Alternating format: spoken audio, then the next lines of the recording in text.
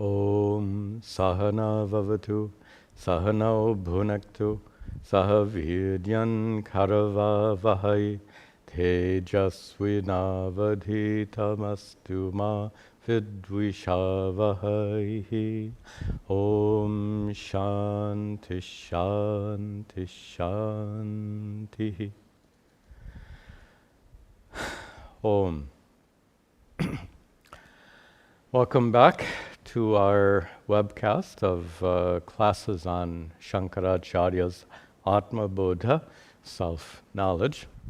Let me just check this so I can stop worrying about it. Everything looks good. All right. So, we continue today in our third class. We've already seen the first 3 verses, and let me summarize something from the last class. It's something very important and will also set the stage for today's discussion.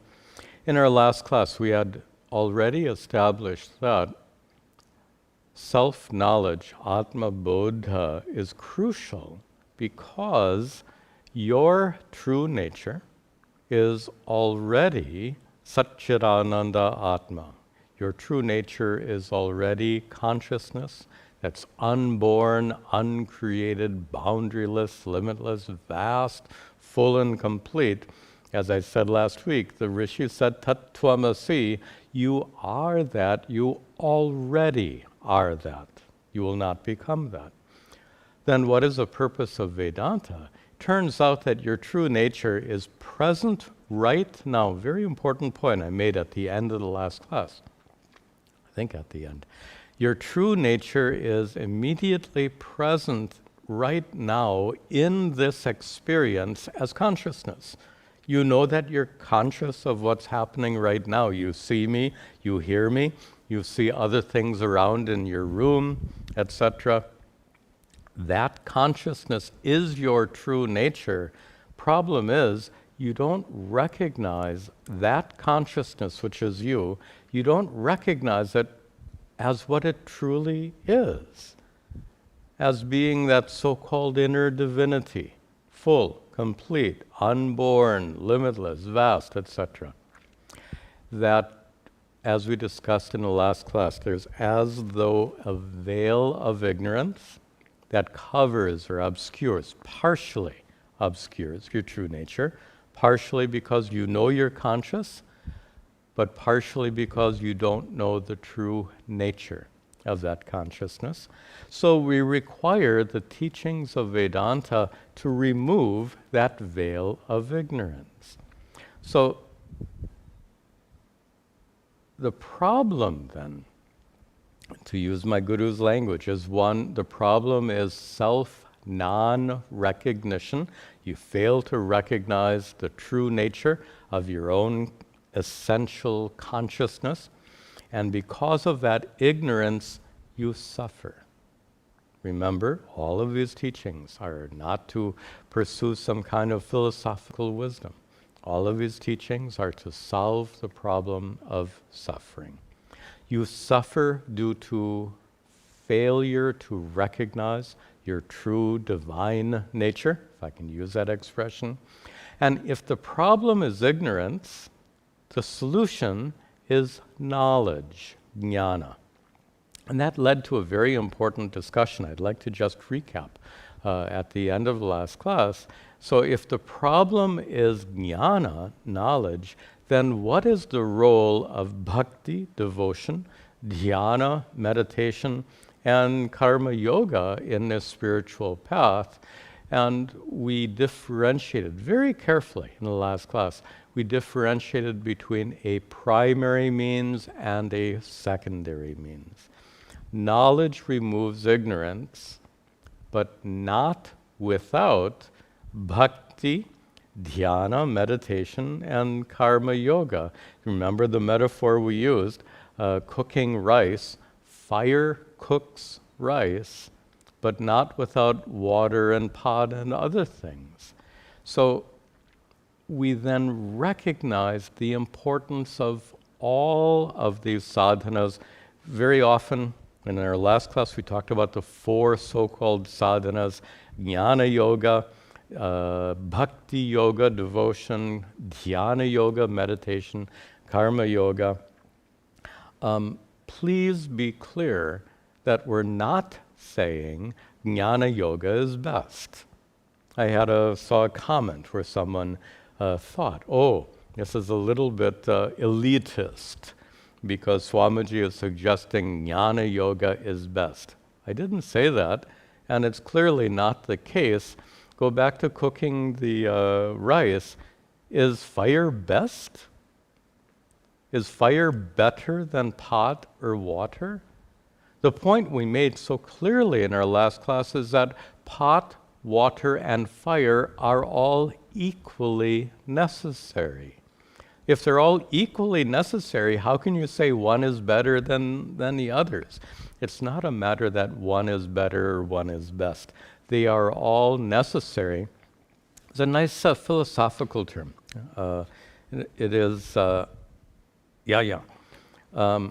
philosophers like this expression, necessary but insufficient. The pot is necessary but insufficient. Water is necessary but insufficient. Fire is necessary, but it won't work without the pot and water, therefore insufficient. So, if you ask which is better or which is best, jnana yoga, karma yoga, dhyana yoga, bhakti yoga, the answer to which is best is yes. all four are absolutely necessary. Necessary how? Without bhakti, meditation, and karma yoga, you won't be able to gain this knowledge. Our very first class, we discussed adhikaditvam, the necessary preparation. So, just as bhakti, dhyana, not just as, bhakti, dhyana, meditation, and karma yoga are all necessary, indispensable as preparation. When that preparation is complete, jnanam, like the fire cooks rice, jnanam ignites in your mind, so to speak, and burns away that veil of ignorance. Okay, that's to summarize some very important subject matters that we've already seen. We continue today with verse 4. Now, let's recite after me, please. Parichanna hiva jnanat, parichanna hiva jnanat, tannashe sati kevalaha, tannashe sati kevalaha, swayam prakashate hyatma, swayam prakashate hyatma, megha payem shumaniva, megha payem shumaniva. Before we see this verse, let me introduce it briefly. In the introductory comments, we established that jnana, knowledge, is crucial. Atma jnana, or Atma Bodha, let's use the word Bodha, it means knowledge. Atma Bodha is crucial. But now a question comes, how can one gain that Atma Bodha? Consider this, if you want to study a very advanced subject matter, I think in the first class we gave the example of studying calculus. In order to study calculus, definitely you have to study algebra and geometry and trigonometry first. Here we're dealing with a knowledge which could be called extraordinary. An extraordinary knowledge of the, oftentimes the expression is used, supreme self. To gain knowledge of the supreme self, how can we do that? Our minds are ordinary. Our minds are limited, finite. So here's the question. How can a finite mind gain knowledge, discover this, your true nature as being infinite? How can a finite mind grasp the infinite. And that's addressed very nicely in this verse by Shankaracharya with another metaphor we'll see at the end of the verse. He says, in the third line at the end, find the word Atma. Third line at the end, in Sanskrit verses I mentioned before, word order gets jumbled all over the place because there's a meter. We have 8 syllables in a quarter, so that meter is maintained. In order to maintain that meter, word order gets jumbled around. The subject of our sentence is Atma. Just a comment. Many people are familiar with the word as Atman. And then you may have the question, which is correct, Atman or Atma? Atman is the dictionary form. But according to the rules of grammar, you're not supposed to use the dictionary form, you're supposed to use the sentence form. We call it declined form. So even though the word is Atman, when it becomes the subject of the sentence, it's transformed into Atma, and we're supposed to use that form. And I will continue to do so. That form in English. If you're quoting the word Atman in English, you're supposed to use the form Atma. Okay. That Atma in the third line, now go back up to the top. That Atma is parichannaha iva. It is, parichanna means covered. Iva, as though. That Atma is as though covered by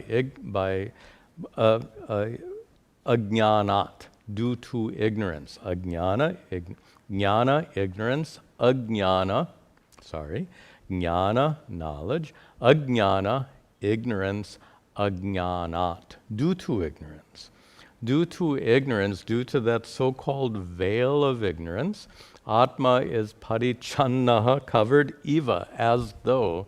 And that as though maybe refers to the fact that it's partially covered. As I said before, you already know that you are a conscious being. That much is known to you.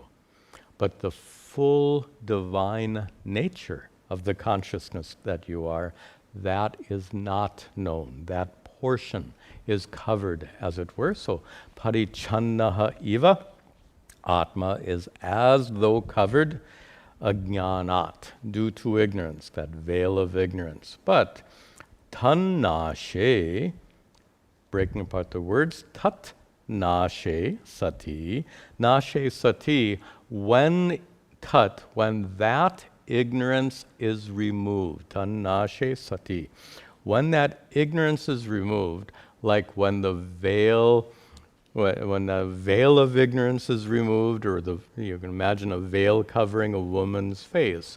When that veil partially obscures her face, but when the veil is removed, then what do you see? Her face alone. The word kevala here means alone. So when that veil of ignorance, which as though covers Atma, the consciousness which is your true nature, when that veil of ignorance is removed, what remains is kevalaha, Atma and Atma alone, unveiled, like the woman's face being unveiled. And then, swayam prakashatehi, he, indeed, breaking apart the words, hyatma, he, atma, he, indeed, that atma, that consciousness which is your true nature, swayam prakashate, it reveals itself. We're answering the question, how is it possible for your finite mind to grasp the infinite Satchidananda Atma? And here the answer comes, swayam prakashate. You don't have to grasp it, it reveals itself. And before I explain further, we'll see Shankara's explanation here with our third drishtanta, third of many metaphors. He says that Atma reveals itself Megha apaye amshuman iva. Amshuman is one of our many words for sun. Amshu means ray. Amshuman is the one who is possessed of rays of light, the sun. Amshuman iva, like the sun, apaye, megha apaye. When the clouds apaye are removed, when the clouds that cover the sun are removed, the sun reveals itself. Here's the metaphor. When the sun is 93 million miles away, we can't directly contact that sun, nor do we need to. That sun shines through 93 million miles of space.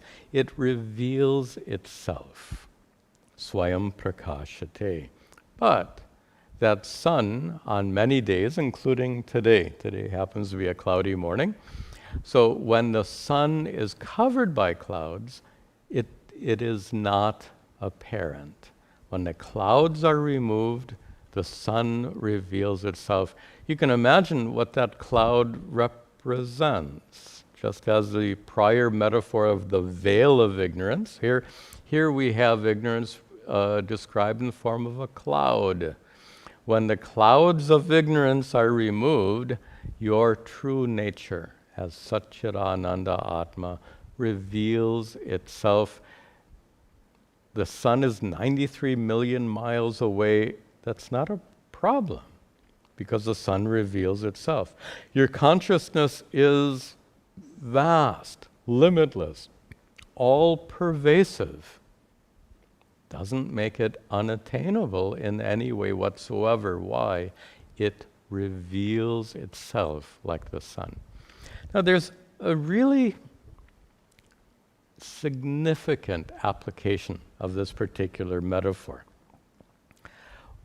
When the sun is covered by the clouds, it's very dark and gloomy as a result. Today is actually a gloomy morning when the sun is covered. You can imagine a child when it's a very dark, gloomy morning, and the child might feel sad that it's such a dark, gloomy morning.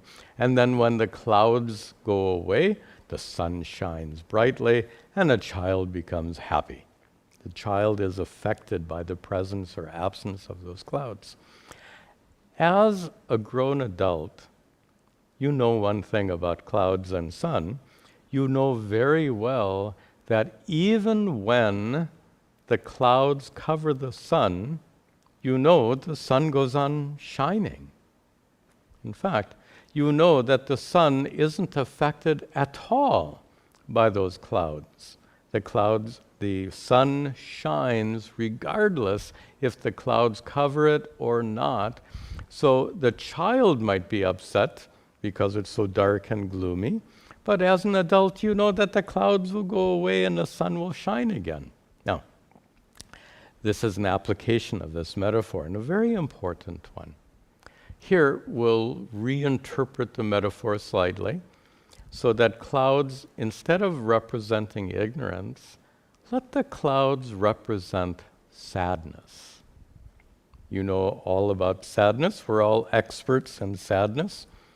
So, when you're sad, clouds, so to speak, clouds of sadness fill your mind. Sometimes they even cloud your judgment. We use that expression. So those clouds of sadness make your mind dark and gloomy. What about consciousness? We went through this in a prior class, and that is, consciousness is the light of awareness by which you know whatever is happening in your mind. Whatever you're thinking, all of your thoughts are known to you because they're revealed, illumined by your consciousness. Like the sun illumines objects on the ground, your consciousness illumines objects, mental objects in your mind. All of your thoughts are illumined by the light of consciousness. So too, those clouds of sadness are illumined by the light of consciousness. Consider this. It's so important because when we feel sad, we often get into this dark, gloomy feeling unnecessarily. You know very well that if you're sad, that sadness will pass away shortly. That sadness isn't going to be there forever. In fact, this is a little bit of a side point, an important point.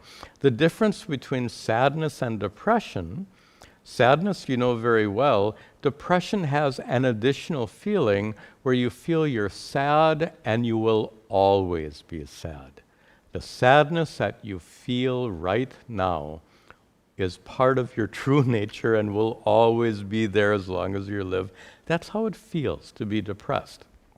You're not depressed, so when you feel sad, you know very well that the sadness isn't going to remain present in your mind, but when you're really down in the dumps, as we say in American English, when that sadness really pulls you down, you don't think like that. You feel like that sadness is so dark and so gloomy, you feel miserable, and you've lost sight of the reality. Two points. One point is that just as clouds don't affect the shining sun, in the same way, clouds of sadness don't affect your true nature, Satchidananda Atma, that shining consciousness. We're going to discuss this point much, much more, so we'll just leave it here. The second point, though, and more significant, is just as clouds only cover the sun briefly. I'm looking outside, and honestly, it's just become sunny. The clouds have just now moved on. I can see the sun shining outside our lecture hall. So just as clouds only briefly cover the sun and then move on, you can know that the clouds of sadness only briefly cover that Satchidananda Atma consciousness, cover your true nature.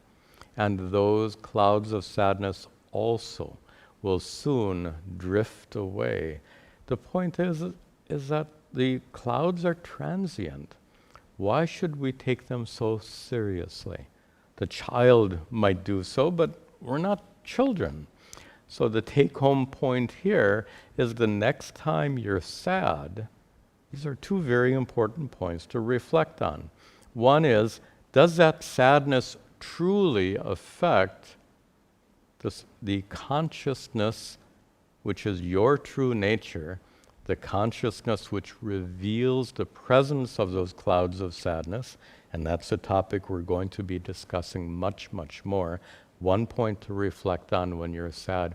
And the second point to reflect on when you're sad is, how long are those clouds of sadness going to remain present? Not long. Okay, enough said. So when those clouds of sadness are removed, consciousness shines unimpeded. When the clouds of ignorance, that's really the point that Shankara is making here. When the clouds of ignorance are removed, consciousness reveals itself. No special effort is required. The sun is 93 million miles away, but no special effort is needed to see it because it reveals itself in the same way. Consciousness reveals itself. No extraordinary or special effort is required. Very good. Next.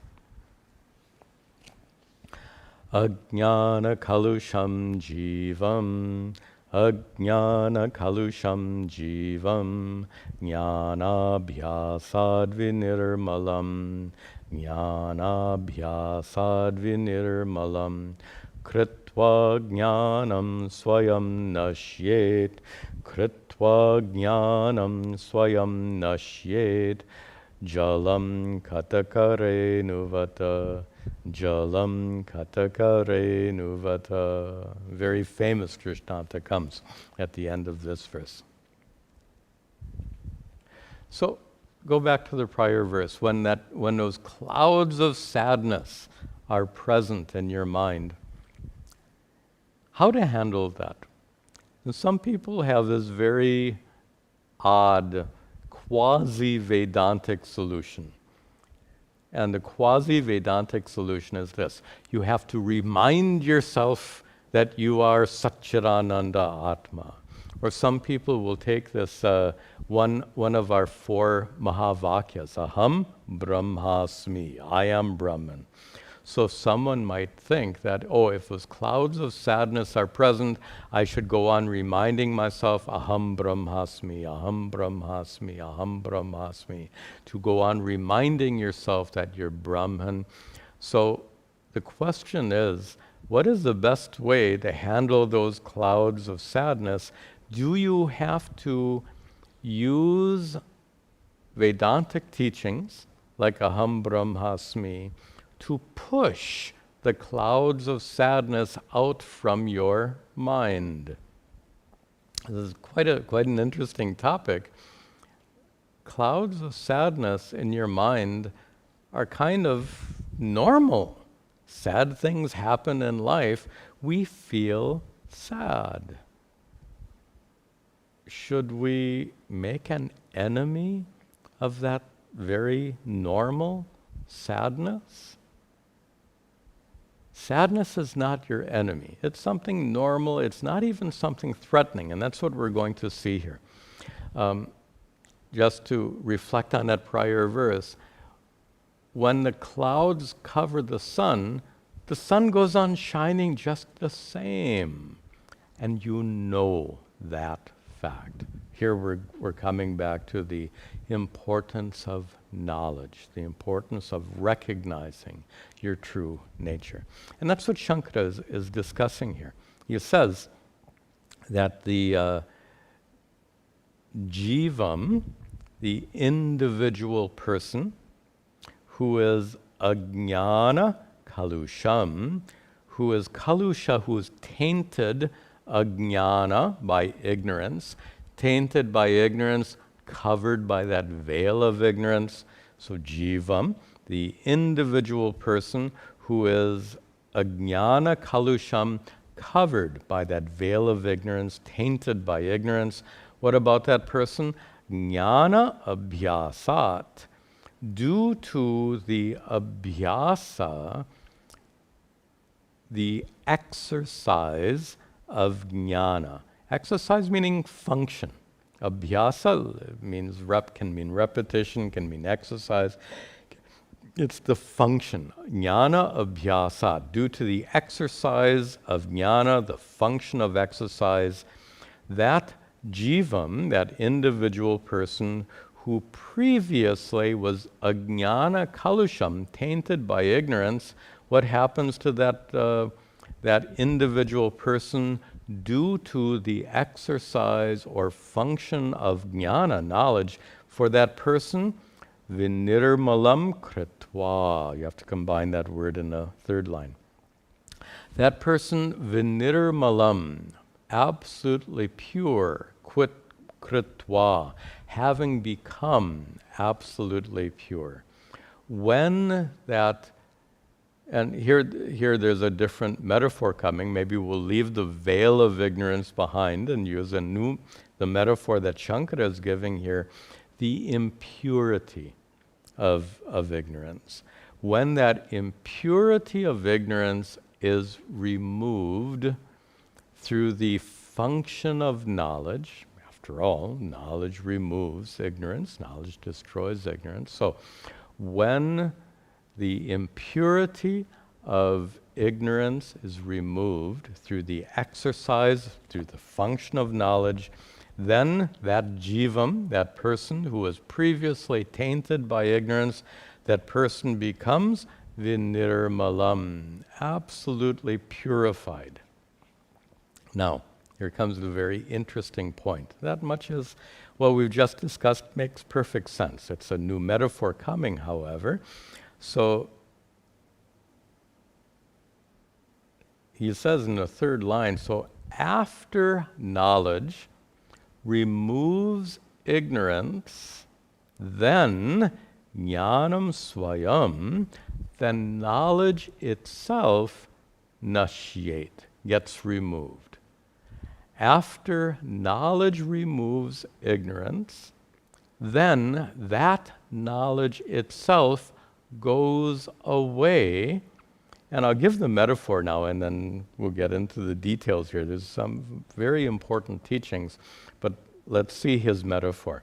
Shankara's metaphor here is jalam kataka renuvat. Jalam, water. Suppose you have water that is impure. It's cloudy or tainted with dirt, mud. How to get that mud out? Even if you strain water, if you get water out of a pond or river, it can have this dissolved sediments, I suppose they're called, in the water, making the water cloudy or dark. And even if you strain it, those sediments can remain. There's such small particles that straining it won't remove it. So if you want perfectly clear water, how to purify that water?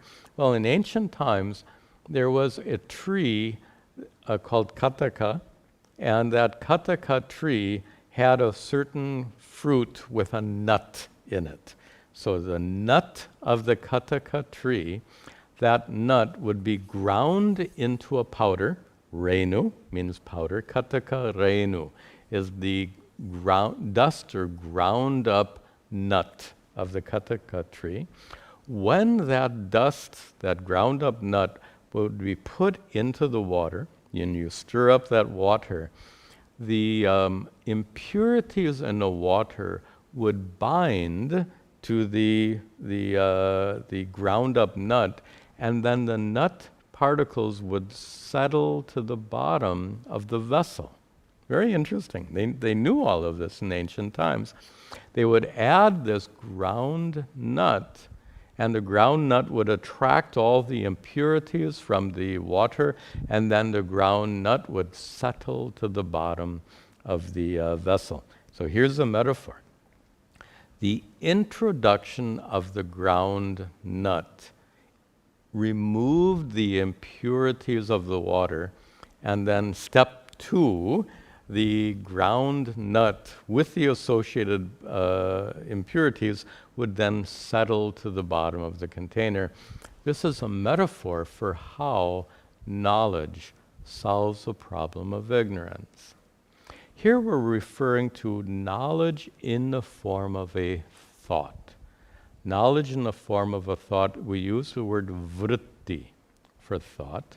Therefore, we're discussing now vritti jnanam. Jnanam, knowledge, in the form of a vritti, thought.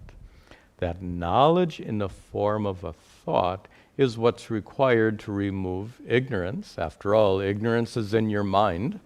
In order to remove the ignorance present in your mind, we're going to require knowledge in your mind, meaning knowledge in the form of a thought. So this is a brilliant metaphor. Look at this. That knowledge in the form of a thought, that vritti, what it does is it destroys ignorance. It removes that veil of ignorance, or to stay with the metaphor, it removes the impurity of ignorance that taints your mind. But after that thought that removes ignorance has done its job, jnana abhyasat, after it's done its job, then swayam nashyet. That jnana vritti, that thought, goes away. That thought that frees you of ignorance, that thought, aham brahmasmi, I am Brahman, or better said, that thought, oh, I am not merely consciousness, but the consciousness which is my essential nature is truly unborn, uncreated, limitless, boundaryless, vast, full and complete. That's a thought. That thought removes ignorance, and crucially, that thought then goes away. You don't just to make the point very obviously, someone who is enlightened doesn't go on thinking throughout the day, aham brahmasmi, aham brahmasmi, aham brahmasmi. How unnatural that would be. These teachings of Vedanta do the job, just as that nut powder does the job of purifying the water and then it's removed from the water. In the same way, the teachings of Vedanta do the job of removing the ignorance, careful now, the ignorance that's the cause for suffering. The teachings of Vedanta remove the ignorance that's the cause for suffering, and then those teachings, having done their job,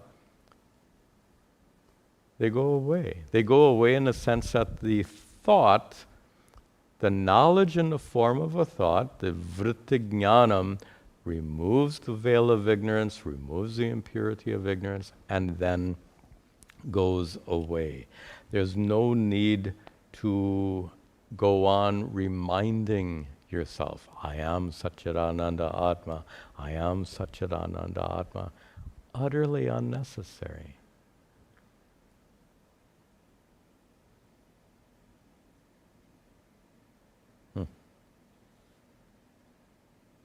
Yeah, I make some comments here for myself. The comment here is, our goal is not to remove sadness. Our goal is to remove the ignorance that causes suffering. Sadness is not suffering. You know this well. I think we had this discussion. Did we discuss this before? Sadness and suffering? Maybe not in this class? No? You don't think so? Okay. So let's be clear about this. The difference between sadness and suffering. Sadness is a normal human emotion, and it's not even an undesirable human emotion. You've gone to how many sad movies, and you enjoy those movies? And my favorite observation is this. You can come out of a sad movie with tears. I did talk about this. You can come out of a sad movie with tears coming down. No, I didn't. I get confused because I'm working on some videos and taking up similar topics, and I forget where I talk about which. I apologize. So I think we're discussing this for the first time. One of my favorite observations is you can walk out of a movie theater with tears streaming down your face, and you say, that's the best movie I've seen in a long time. You like that movie theater sadness. Why? It's sadness without suffering. Pretty clear, suffering is something very different from sadness. Sadness is not the problem. Suffering is the problem. And here, suffering is in the form of the mistake that the sadness truly affects you. We established before, sadness are these clouds traveling through your mind, dark, gloomy clouds in your mind. They come and go. Suppose you could look at those dark, gloomy clouds in your mind as just being dark, gloomy clouds. They come and go. Then you could experience sadness like you experience sadness in the movie theater. You could experience sadness without suffering. This is crucial. This is Vedanta. This is real. This is really important to discover that sadness is not your enemy. The problem of suffering is what we want to address. And as we've discussed many times so far, that suffering is due to ignorance. If you were in a movie theater and you forgot it was just a movie, it might get a little grim. Of course, you in the movie theater, pardon me for the language here, in the movie theater, you're enlightened. You know it's only a movie. You know that the sadness doesn't truly affect you, therefore you're able to enjoy that sad movie. So you are an enlightened moviegoer. Suppose you have the same enlightenment towards your life, and you recognize that the clouds of sadness in your mind are just passing clouds. They're not your enemy.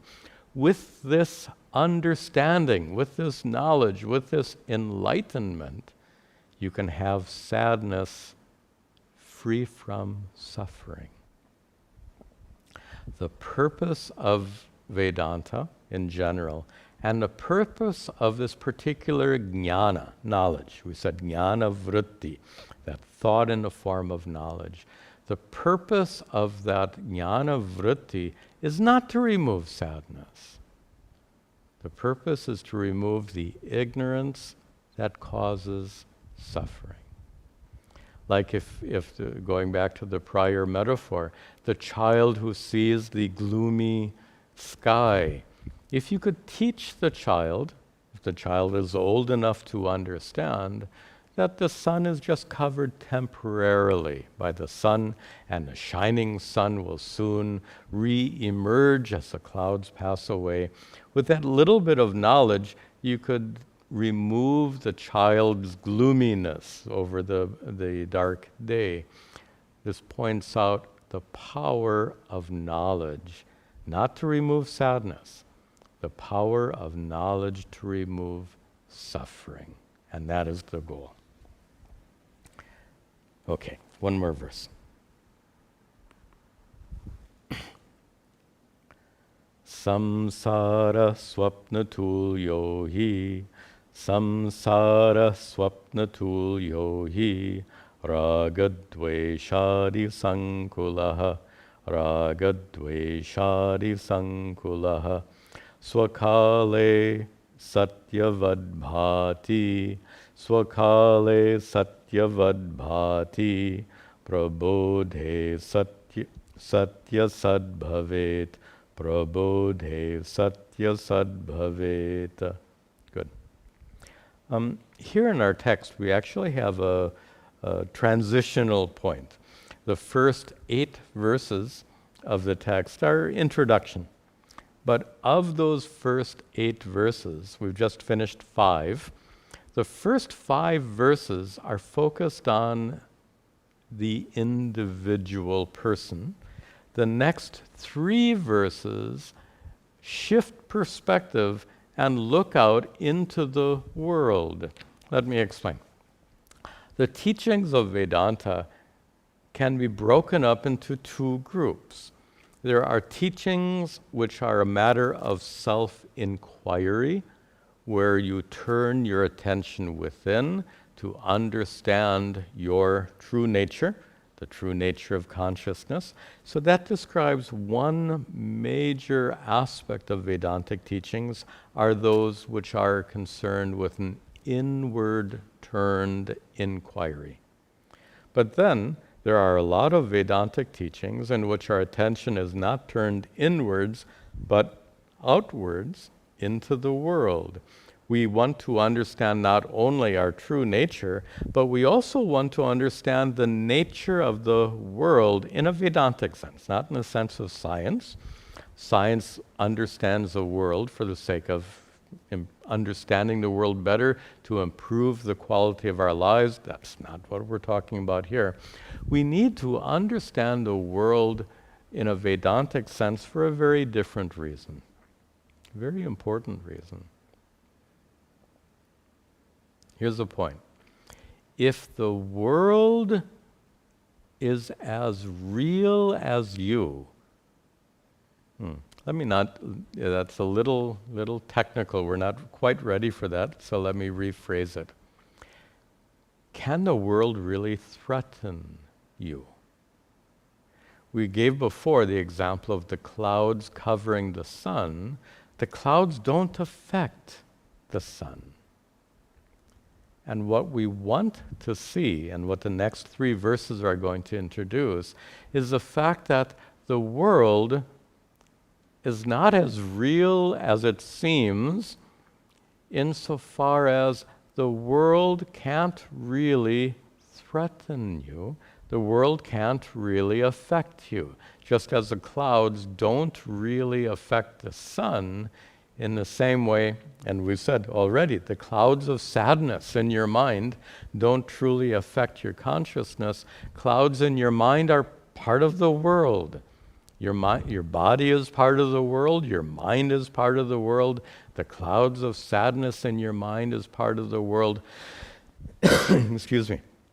In the next 3 verses, Shankara is going to introduce a new perspective, a perspective that everything in the world, including everything in your body, everything in your mind, and everything out there in the world, can't truly threaten you. Which means the clouds of sadness in your mind can't truly threaten you. The problems of your body, this coronavirus, can't truly threaten you. Of course, when I say can't truly threaten you, the you we're referring to here is your essential nature, that consciousness, which ultimately is discovered to be Satchidananda, unborn, uncreated, unchanging, boundaryless, limitless. That consciousness can't be threatened by problems of your body. That consciousness can't be threatened by problems of your mind. That consciousness can't be threatened by problems outside in the world around you. So Shankara wants to introduce, this topic will be developed in more detail, but in this introductory first 8 verses, he wants to make this point in the next 3 verses, that the world is not as real as it seems, and if the world is not as real as it seems, it can't threaten you. So he begins by saying here, samsaraha. Samsara is a word we loosely use to refer to the world. Samsara doesn't literally mean world, it really means the experience of suffering that goes on and on and on and on. That's what the word samsara suggests. But we use it loosely to refer to worldly life and the world. So samsaraha, the world, which is in the second line, raga dveshadi sankulaha. The world which is sankula, intermixed with what? Raga, dvesha, adi, etc. Raga and dvesha, you may have heard these terms. Raga is loosely like, dvesha loosely is dislike. That which you're drawn, to be drawn towards something is raga. To be repelled from something emotionally is dvesha. So this attraction and revulsion, those are good words. Raga and dvesha, attraction and revulsion. Raga dveshadi, the world is sankulaha, is filled with things that we're attracted to and repelled from. We're attracted to so many beautiful, wonderful things in the world, and we're appalled and repelled by so many terrible things in the world. The things that attract us seem to offer us hope of happiness and joy, and the things that threaten us, they seem to have the ability to make us suffer. And this is where we're going with this discussion. Does the world truly have the ability to bestow happiness on you or make you suffer? This is a very profound point for discussion. Does the world in and of itself have the nature of bestowing happiness and causing suffering? Many of you can answer that question, and that is, happiness and suffering are not caused outside in the world, they're caused inside, in our own minds and our own thinking. And we know this so clearly because that's what we experience whenever we dream. And the dream metaphor is introduced in this verse. When you dream, you have no connection with the world around you at all. Yet, in the dream, there are many things that make you happy and many things that make you suffer. So even your dream world is raga dveshadi sankulaha, is filled with things that make you happy and make you suffer. They're filled with things that you're attracted to, raga, and they're filled with things that threaten you, you're repulsed from, dvesha. Even your dream world is full of all of that. And the point here Shankara is making, he says that this samsaraha, this world which is raga dveshadi sankulaha, this world which is full of things that seem to bestow happiness on us or cause suffering for us, he says this world is swapnatulyaha in the first line.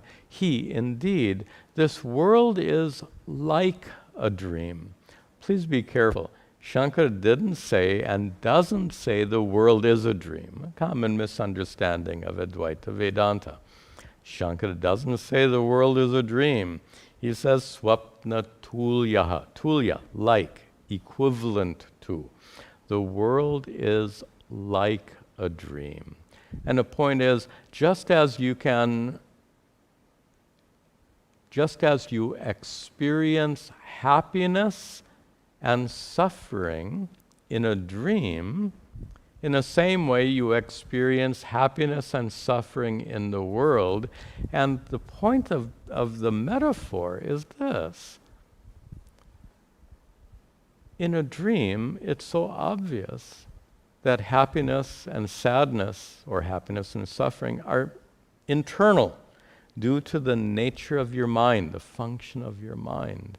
And what Shankara wants to point out here is this. If it's true in a dream that happiness and sadness are due to the conditions of your mind, then it's equally true with regard to being awake and experiencing the world. Happiness and sadness are the result of your mind, ultimately. And the reason he can say that so in such a definite manner is this. Your experience of the world is filtered through your mind. You experience the world only through your mind. Your eyes, ears, nose, skin, and tongue pick up sensations of the world around you and convey all of that perceptual information to your mind. Really speaking, a representative image of the world around you is recreated in your mind. This is so significant. You do not experience the world around you directly. You experience the world around you indirectly by means of the mind. So a world is created in your mind, a representative world is created in your mind. That's the power of our brains. And what you experience directly is that inner world, that mental world. Now, the point here is this. When you dream, you might have wonderful experiences or maybe horrible experiences, depending on whether it's a pleasant dream or a nightmare. But eventually you wake up. In the second half, Shankara says, Swakale referring to the dream, in fact, referring to both. A nice pun that's coming here. Swakale, swakale, at its own time. We'll take the dream first. During the dream, satyavat bhati. The dream bhati appears to be satyavat, as though real. While you're dreaming, the dream world seems absolutely real. You've had vivid dreams, where it's just amazing how real it feels in that dream. Not all dreams are so vivid, but you've had some that are so vivid that during the dream it seems absolutely real. In the last line, prabodhe sati, you have to break the words apart, prabodhe sati, but when you wake up, prabodhe, when you wake up, sati, when you wake up from the dream, asat bhavet. It becomes asat, unreal. During the dream seems absolutely real, but prabodhe sati, when you wake up, you know the dream is not real. And that's the drishtanta, that's the metaphor. What it represents, and we can read the second two lines now with regard not to the dream, but with regard to the world you're experiencing right now. So right now, swakale, while you're awake, while you're experiencing the world around you, right now, satyavat bhati, the world around you seems very real. Everything you experience seems very real, but prabodhe, and this is a pun, I have to say. Bodha, knowledge. Prabodha also means knowledge. Prabodha can have two meanings. Prabodha can mean waking up. Prabodha can also mean gaining knowledge. It has both meanings. So, in a drishtanta, in the metaphor, prabodhe means when you wake up from the dream. But in the darshtanta, that which a metaphor is representing, prabodhe sati, when you gain knowledge, when you wake up out of the dream of ignorance, then asat bhavet, you know that the world is as real as your dreams. We're talking about experience now. This is a rather philosophical topic, but let's focus on experience. How real is your experience? Experience goes on changing continually. Our definition of real is that which doesn't change. Your experience in a dream continually changes. When you wake up, you come to recognize that your changing dream experiences, which seemed real during the dream, when you wake up, you know they weren't real at all. Shankara is making a very bold statement here, which he's going to be developing in coming verses. That bold statement is, just as when you wake up out of a dream, you recognize that the dream is not as real as it seemed during the dream. In the same way, when you wake up out of the dream of ignorance, when you gain knowledge, when you become enlightened, with this knowledge, with this enlightenment, you come to recognize that the world around you that seems so real, when you wake up out of ignorance, you recognize that the world is not as real as it seemed before you gain knowledge. Before you become enlightened, the world seems absolutely real. Having gained this knowledge, you recognize that the world is not as real as it seems. We have to come back to this point, but the reason it's so important is this. If the world is absolutely real, it can threaten you. The problems in your body can threaten you. The coronavirus can threaten you. The clouds of sadness in your mind can threaten you. Things outside can threaten you. Your angry boss can threaten you. Your angry spouse, sorry, can threaten you. Whatever it is. If the world is absolutely real, there's no end to the threats to your contentment, happiness, inner peace.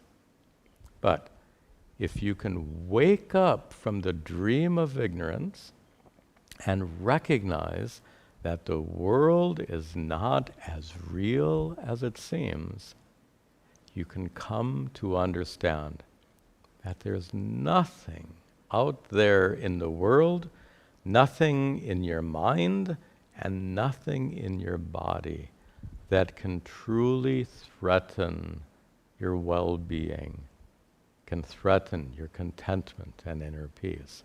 Of course, all of this depends on gaining this lofty knowledge called Atma Bodha, this knowledge which removes the veil of ignorance, this knowledge which makes you enlightened.